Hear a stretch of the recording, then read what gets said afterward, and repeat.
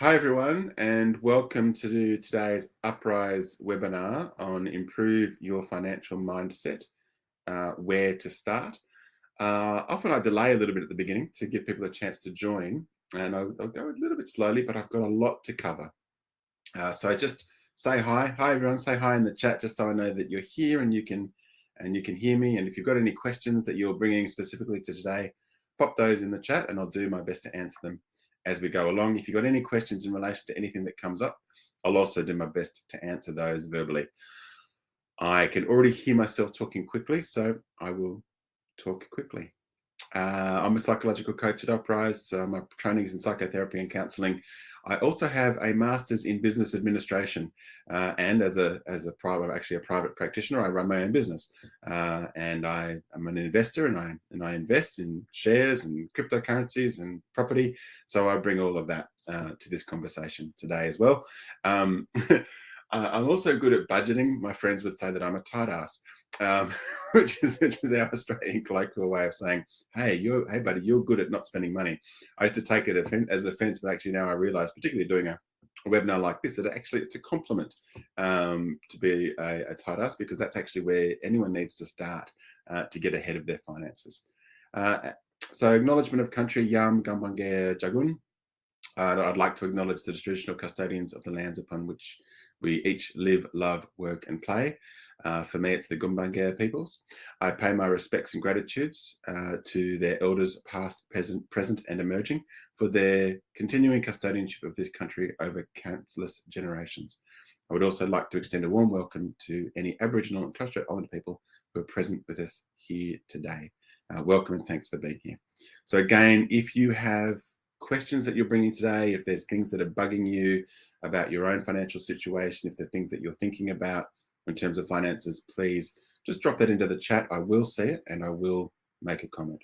Okay, so this is our overview. We're going to look at how you can begin. And so my job is to talk, and your job is to go beyond listening and to actually start thinking about how the things that I'm talking about relate to you and what you were doing. And we are starting here. This is like a real beginning 101 basics of financial management and budgeting and even financial planning. So to begin with, we're going to look at the difference between wants and needs, and as that relates to you personally. We're going to look at creating a vision, creating a vision for yourself and setting goals for yourself, financial vision, financial goals. Then we're going to go into the basics of understanding savings and debt and the relationship between savings and debt, and then the mechanics of money and how the mechanics of money works at an individual level. And then we'll look at the mechanics of money and how it works at a wider, more societal and even global level. With a specific focus on this phenomenon known as compound interest and how compound interest plays into wealth creation. So again, as I go along, if anything comes to your mind that you want to know about, just pop it in the chat. Let me know, and I'll do my best to respond.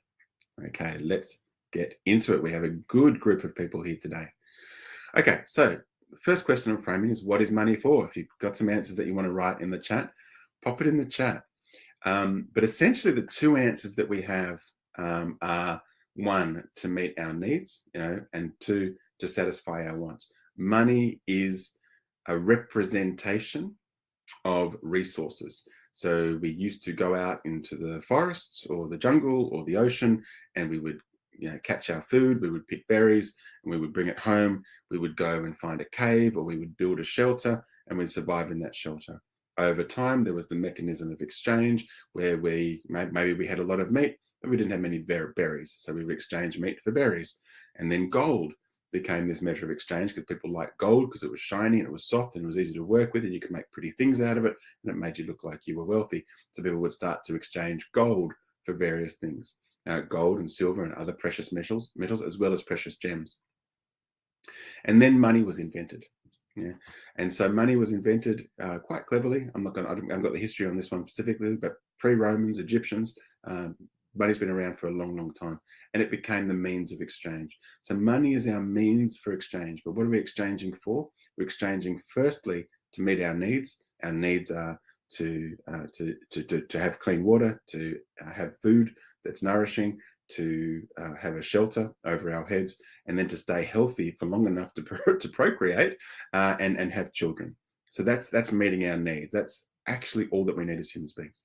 We also use money to satisfy our wants. And this is critical because it starts you thinking about what do you need and what do you want and where are you spending your money? Because I can guarantee you that a good chunk of your money goes towards meeting your needs, but a lot of your money also goes towards satisfying your wants. And that's going to come in really important. It's going to become really important as we go into looking at budgeting. So needs, as I pointed out, housing, rent, water, power bills, kind of can't get away from paying those unless you go and spend some time living in a caravan park, living in a forest. Sometimes you can get housing, and some people cleverly get rental properties where all the costs are included, and that actually can be quite a benefit. Food, you need to buy your groceries, you need to buy your staples. Transport, usually you need to get around, particularly if you need to get to work and back, or you need to get to appointments. Medical expenses, we tend to see as a need. If you're not healthy, if you haven't got your health, what have you got? So you need to sort of attend to our medical expenses. And maybe for you, you've got some other needs. And maybe if you've got some needs that you're thinking of that you think, no, this is a need, not a want, something that I have to have, pop it in the chat. And I know that a lot of you are already being funny in your head. You're going, I need Netflix. I need chocolate. I need, there's all these things. I need beer. I need to go out. But they're not needs. They're wants.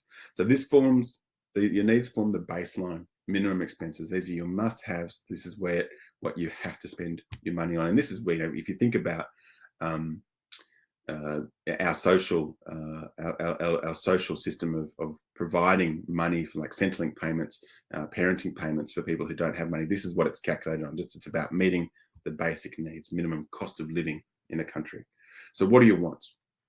Your wants tend to be entertainment, going to the theatre, going to a show, going out and doing all sorts of things. There's a plethora of activities that we can go out there to entertain ourselves. Dining out are things that people like to do. Even if that's just, if you go to work and you go out for lunch and you go and buy your lunch, that's dining out. Going on holidays, there's the transport, there's the accommodation, there's the dining out, there's the activities that you're doing on holidays. Technology, we love our gadgets. I love my gadgets.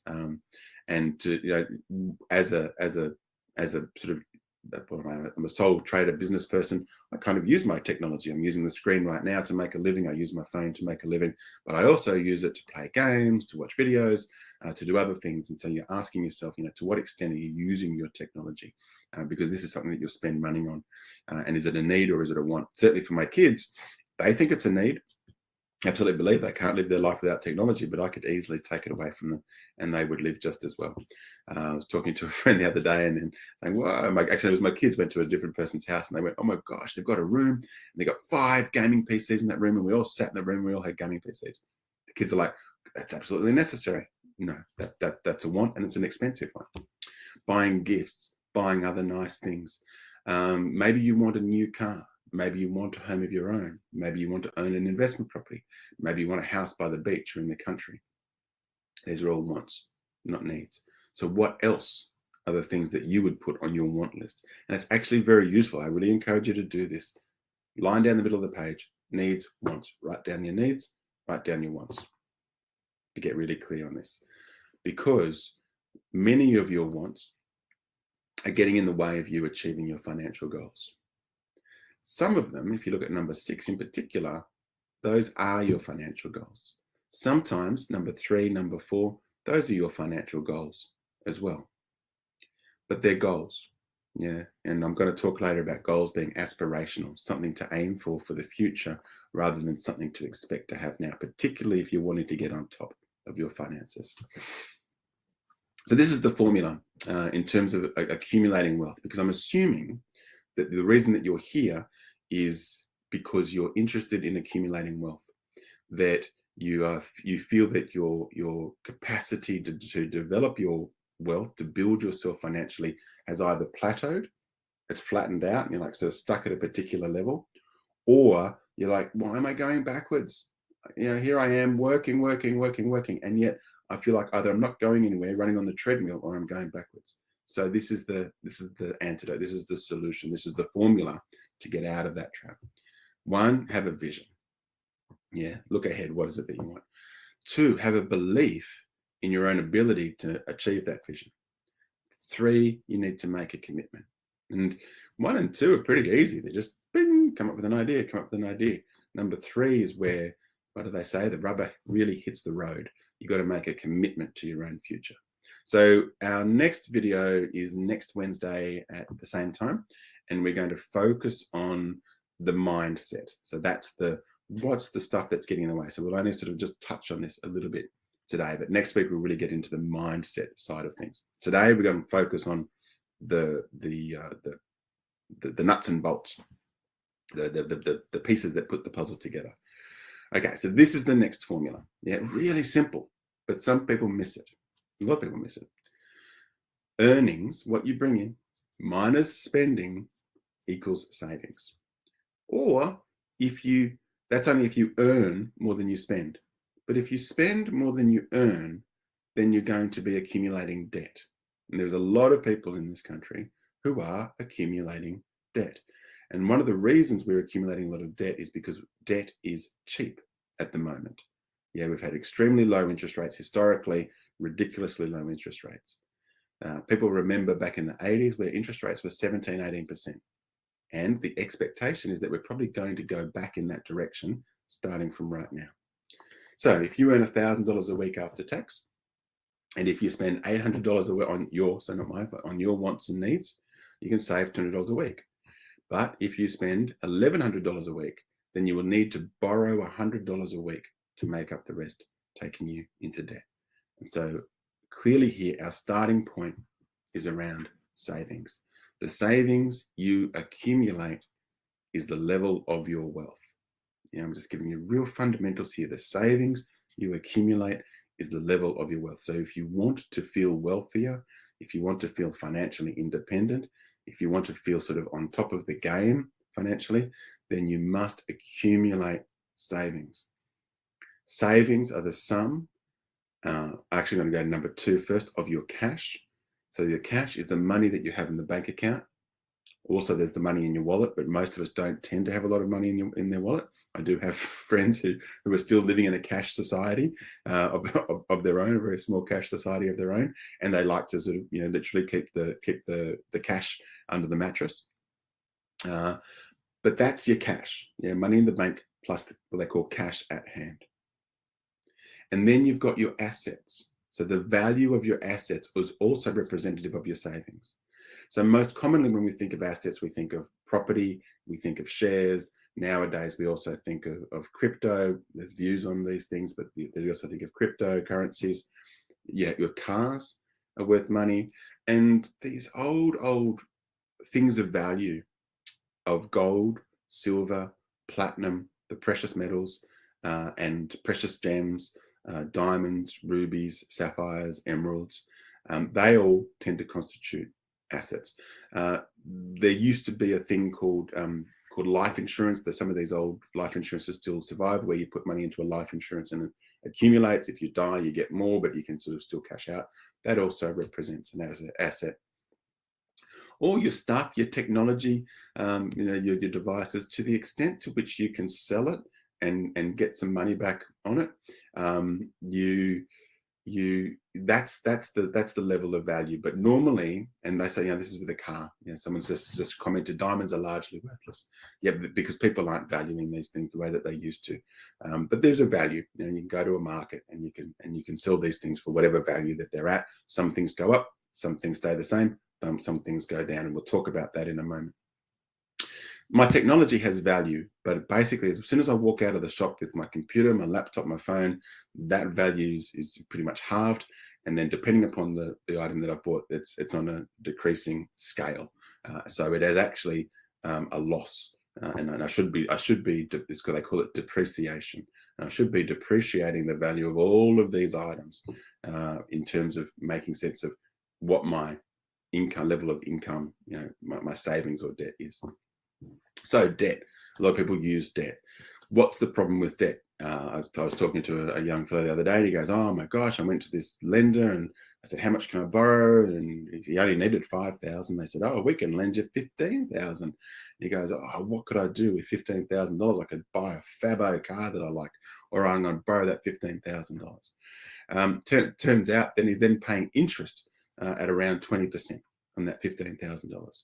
So that borrowed money is now being repaid with interest. Yeah, he got his Fabo car, which broke down on the way home. But paying that interest is a form of spending. So now I've not only have I got the loan, I've got to repay the loan. There's principal, they call them principal payments that I've got to pay. That's the amount you borrowed plus interest. So I'm paying principal plus interest. And so that's increased my spending. So if I had my $1,000 a week and I'm spending $150 or $200 a week repaying my debts, well, now that's money that I can't save.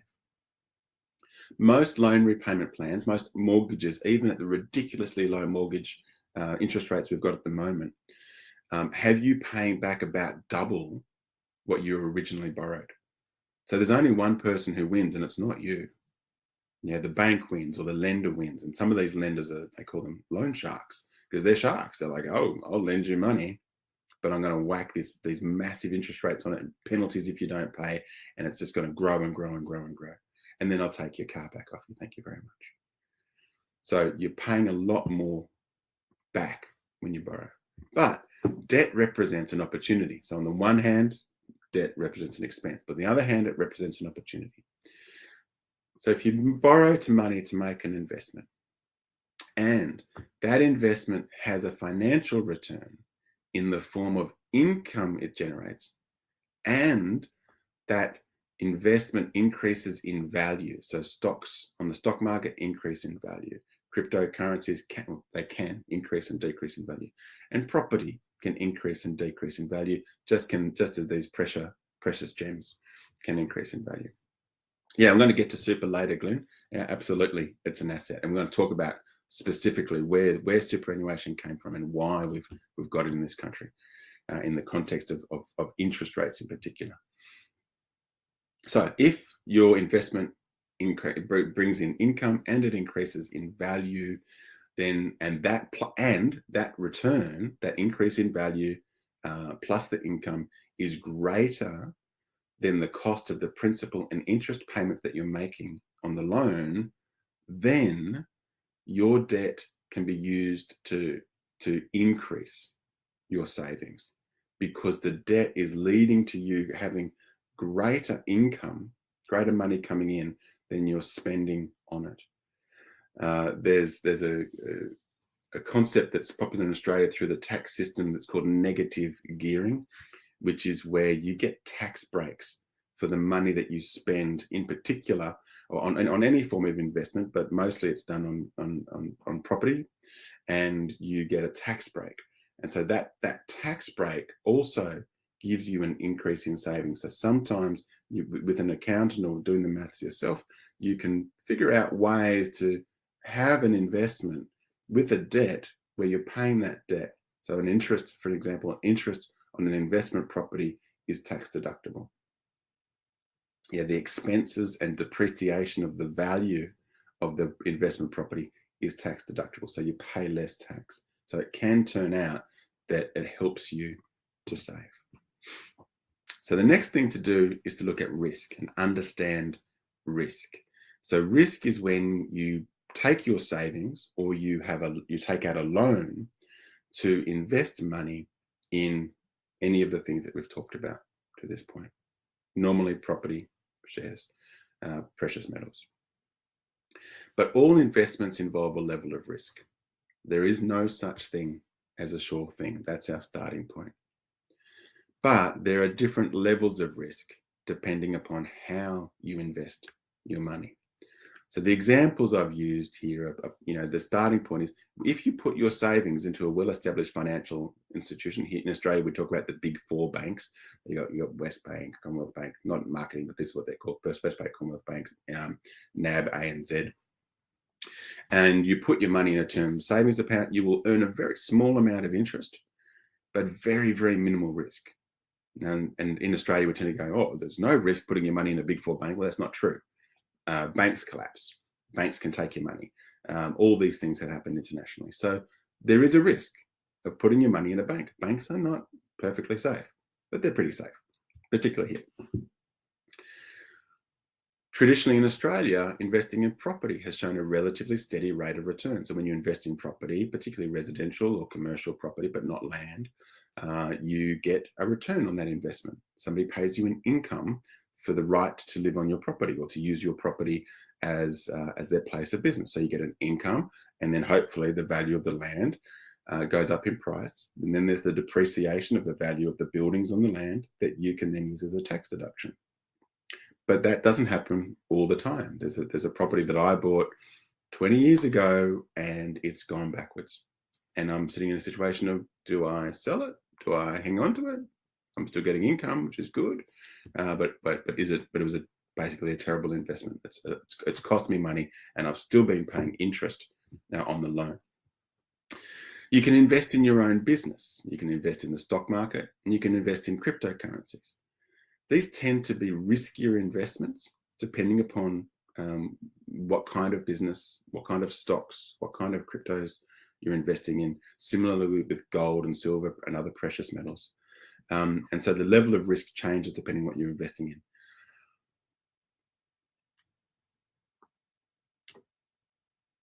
So this brings up the question of what we call risk appetite, and you hear people in at the high levels of finance talking about risk appetite. I've got a friend who works as a what does he do? He's manager of risk for a large international corporation. You go, well, what's your risk appetite?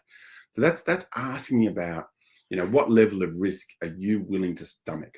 Yeah, or are you willing to tolerate and put up with? So as a good rule of thumb, the greater the risk, the greater the return. So if you're willing to play on the stock market, if you're willing to play in cryptos, quite possibly you have a greater return. However, you're also likely to lose a lot more money.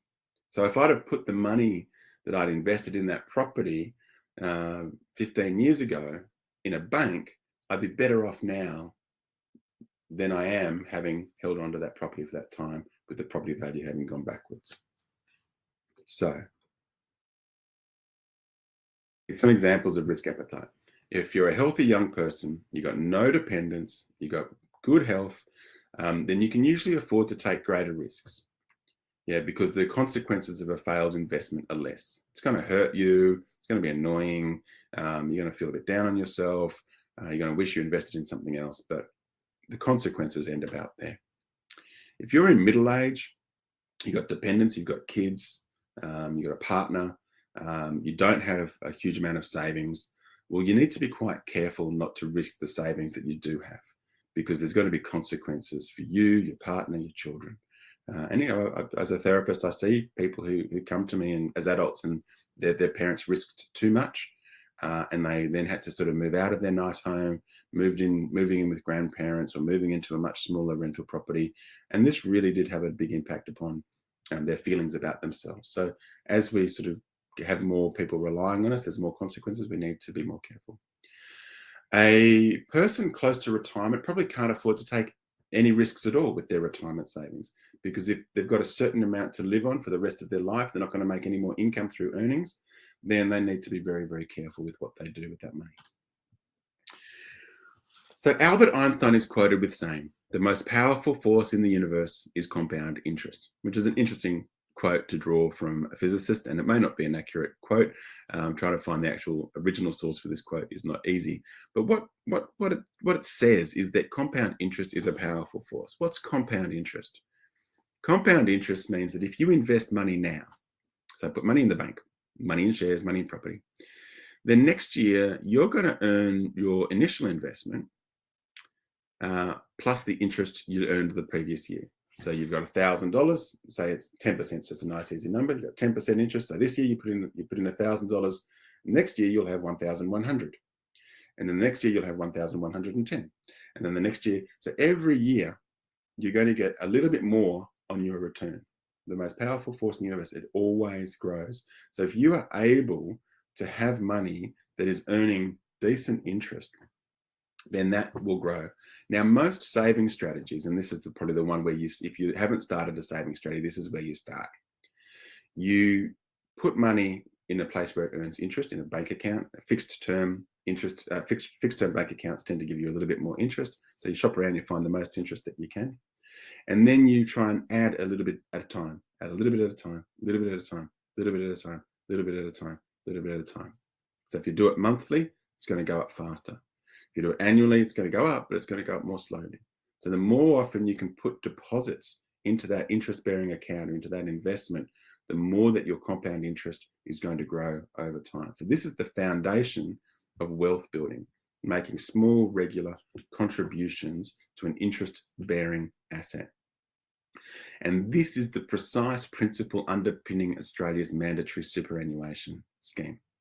Because as individuals, we don't tend to be very good at it, the government turned around, I don't have the date, but whatever it was, about 25 years ago, and said, right, you lot, we're going to force all of you to save. And you know what? The way we're going to do this is not only are we going to take tax out of your income, we're going to take a little bit out of it. We're going to call it superannuation. Yeah. So that every year, every pay cycle, you put in a little bit more money into your super. And then we're going to give that money to somebody to invest, the superannuation fund. And the job of the superannuation fund is to try and maximize the interest that is returned on your investment. Now, some years it goes backwards, but most years it's been going forwards, because people who work in investment tend to be pretty good at what they do, and they tend to be able to make a decent return. And most superannuation funds, you get to decide how risky you want to be. Do you want to risk in international shares, or do you want to risk in just blue chip shares, or do you want to only be in property, or do you only want to get interest? And to get interest, big corporations like that, big fund managers, they buy what they call bonds from governments, and the government bond just offers a guaranteed level of interest on that bond. So that's what your super is. And so your super becomes an asset until it's accessible, in which case it becomes cash that's available to you, depending upon how that you organize for that cash to come towards you. Okay, so when's the best time to start saving and investing? This joke actually comes from the property. When's the best time to buy property? 20 years ago. When's the best time to start saving and investing? 20 years ago. When's the second best time to start saving and investing? Now. If you have kids, teach them this principle. Yeah, I don't give my kids pocket money. I just say every week, a little bit of money in exchange for you doing some chores around the house is going into your bank account. By the time they get to the end of year 12, then they will have a significant chunk of money in their bank account that has been earning interest over time.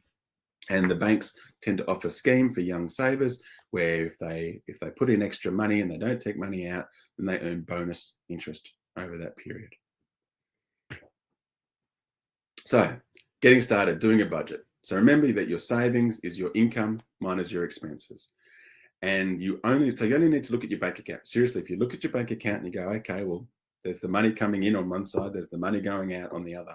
And you take those numbers and you put it into, if you do a search for online budgeting tools for free, I'm not sure if you can see my cursor, but on the bottom right down there, just search online budgeting tools, free. Yeah. And then start plugging in those numbers. Yes, it takes a little bit of time, takes a bit of effort, but it'll show you where you're spending your money. There's one that I'm using called Money Brilliant, that was recommended to me by a financial advisor, where I actually just plug in all my bank account details, which was a little bit scary. And then it just sucks all the information and goes, right, this is what you're spending here and here and here and here. It's like, oh, okay, that's where my money's going. So where's your money going in? And then you got to say, okay, well, how do I increase my savings? It's really simple. There's only two ways to increase your savings at the starting point. One, in fact, right throughout time. One, increase your income. Two, reduce your expenditure. Now, most people are going to be at the number two. But we'll start with number one. Increase your income. Increase your wages and salary. Yeah, get a promotion, get another job. There's a jobs boom at the moment. Yeah, people are looking for jobs where they're going to make 10, 20, 30, 40K a year, more than they're making at the moment. If you have investments, if you invest wisely, if you have savings and you put it in a fixed term bank account, you'll get a little bit more of a return. Now, a lot of the time you're like, oh, it's only $1,000. It's only this, it's only, it doesn't matter. It's increasing your savings, and that compound interest over time will catch up. Remember, the earlier you start, the sooner you start, the better off you're going to be. and if there's any other money coming in that you can think of. So increasing your income is aspirational. This is important. It's something to aspire to, aim for, move towards. It's about having your eyes out there in the landscape of the job market, of starting to learn how to invest. Are you interested in shares? Are you interested in crypto? Are you interested in precious metals? Are you interested in property? Just start learning. Just start going to talks. There's lots of free stuff on YouTube.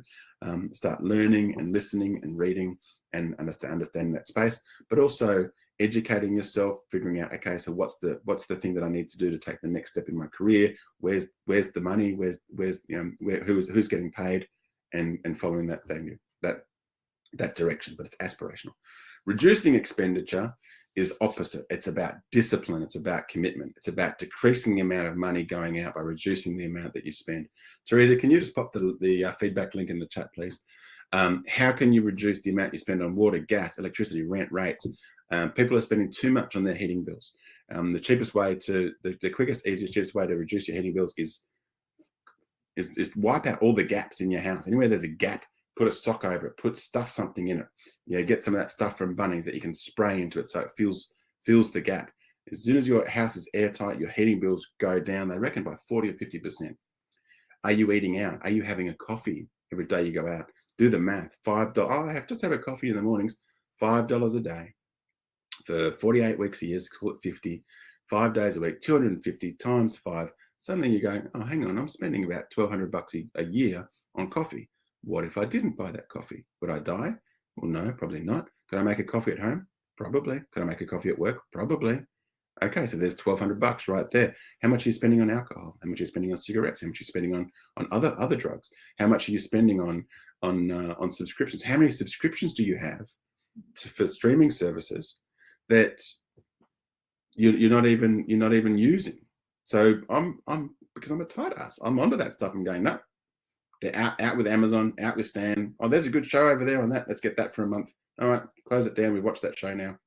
How much are you spending on transport? Petrol prices have just gone up. Are you better off on the train? Are you buying an annual pass for the train? How much can you save? What about clothing, household items, toys, games, gimmicks, things that are fun, because you like doing them? Okay, how much are you spending on that? And how much do you need to spend? Take out apps.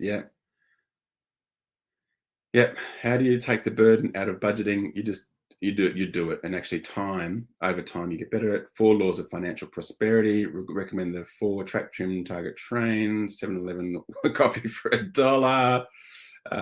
Utility prices are crippling. So it's going to people hard as house as a food cost. Yeah, there's all these challenges. So how do you manage these challenges? Decreasing your expenditure requires discipline. It requires a commitment, determination, persistence to just stay within a budget, prioritizing your needs and forgoing many of your wants. I've run out of time. Nobody gets wealthy by working hard and saving their money. The world's wealthiest people, and this is what they do. So I've just sort of gone into how do you actually really get wealthy, but we don't have time for that. That's about being inventive. It's about solving problems. It's about being able to sell or improve the means of selling, or knowing how the world works, so that you can predict what's going to happen in the future, and you'd be surprised about how much is predictable. We're all here going, cost of food is going to go up, cost of utilities is going to go up. A year ago, I could have told you that anyone who was making and selling vaccines was their share prices were going to go through the roof. Completely predictable. All you had to do is put some money on it, and you would have doubled or tripled your money. And you could have almost guaranteed that well before it actually happened. All right. So eventually people end up putting their wealth back into scarce resources: land, precious metals and gems, artwork, blue chip stocks, or fund managers that hold a huge number of blue chip stocks. And this is sort of safe money. And anybody who makes a lot of wealth, they do it with a relentless, single-minded focus on what they're trying to achieve. All right. Well, thank you very much for your time. We do have a bunch of modules in the Uprise website that you can use that take you through a lot of this stuff. And please share your feedback in the link in the chat. Yeah, there's an app called Money Manager. That's a good one. It's a budgeting app. All right, thanks everyone. Take care. Really appreciate your time today. I hope you got something out of it. Please leave your feedback in the feedback form so that we know how to improve for next time. And I'll be back next week with mindset, how to deal with the stuff between your ears that's stopping you from achieving your financial goals. Thanks, everyone. Goodbye.